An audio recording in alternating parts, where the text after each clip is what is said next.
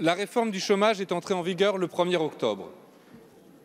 1 150 000 personnes vont voir diminuer leurs revenus jusqu'à 40%. C'est une ignominie. Le président des riches et son gouvernement ne savent donc pas que quand on est au chômage, on peine à boucler ses fins de mois. Oui, on est à 1 euro près. Et lorsqu'on est à découvert, les banques se gavent avec les frais et on risque de tout perdre. L'angoisse et la pauvreté s'installent. Pourquoi êtes-vous aussi violent ? Pourquoi faire souffrir les chômeurs alors que cela n'a jamais créé d'emploi? Ne me parlez pas d'offres d'emploi restées vacantes. C'est ridicule, malhonnête et injurieux. Dans ce pays, pour un emploi disponible, il y a 13 chômeurs. À supposer que ces offres existent vraiment. Je suis élu d'un département, la Seine-Saint-Denis, où le taux de chômage dépasse les 10% depuis plus de 20 ans. Aujourd'hui, il est à 12% et le taux de pauvreté approche les 30%. Et vous croyez qu'il faudrait priver les plus précaires, les plus pauvres, du peu de droits qu'ils ont pour les remettre au travail ? Quelle honte! C'est un préjugé de classe ignoble. Votre politique consiste à martyriser les chômeurs plutôt qu'à en finir avec le chômage. Vous prétendez appliquer la même politique que l'Allemagne sous Schröder. Résultat, la pauvreté y a explosé et des millions de chômeurs ont disparu des registres officiels. Il faut faire l'inverse. Comme le propose Jean-Luc Mélenchon, l'État doit planifier la bifurcation écologique de l'économie, travailler à la relocalisation et à la réindustrialisation en faisant le choix du protectionnisme solidaire et écologique. Il faut passer aux 32 heures et à la semaine de 4 jours et mettre en œuvre une véritable garantie d'emploi. Le droit à l'emploi est dans notre Constitution. Elle affirme que notre République est sociale, c'est-à-dire qu'elle doit garantir aux citoyennes et aux citoyens de travailler dans la mesure de leur capacité et de vivre du fruit de leur travail. Vous en êtes à 1000 lieues. Quand donc serez-vous de vrais républicains ?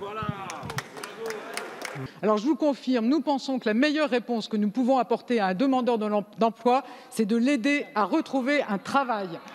Et c'est tout le sens de la réforme de l'assurance chômage. Alors en effet, depuis le 1er octobre, un nouveau mode de calcul s'applique, mais uniquement aux demandeurs d'emploi inscrits depuis cette date. Pour ceux qui ont travaillé de façon continue les mois précédents, la réforme ne change rien.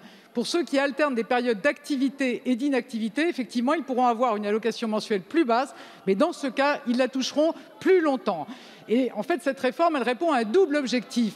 C'est de sortir du recours excessif aux contrats courts avec le bonus-malus qui s'applique depuis le 1er juillet aux entreprises pour qu'elles proposent des contrats de travail plus longs. Et c'est en effet de faire que ceux qui peuvent travailler davantage le fassent avec ce nouveau mode de calcul de l'allocation chômage. Vous savez, monsieur le député, personne n'a protégé autant les Français que ce que nous avons fait au cours des derniers mois.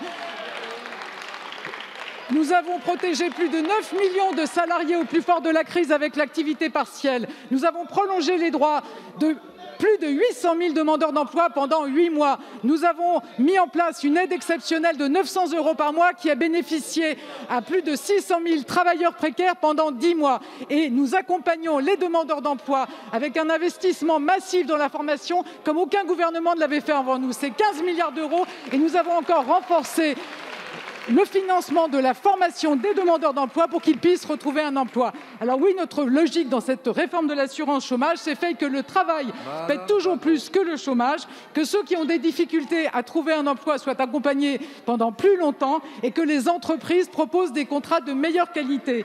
Et ce que nous voulons, c'est effectivement, avant toute chose, encourager le travail au moment où notre pays connaît une reprise économique très dynamique. Merci, Madame la Ministre. Monsieur le député. Madame la ministre, combien d'emplois avez-vous créés ?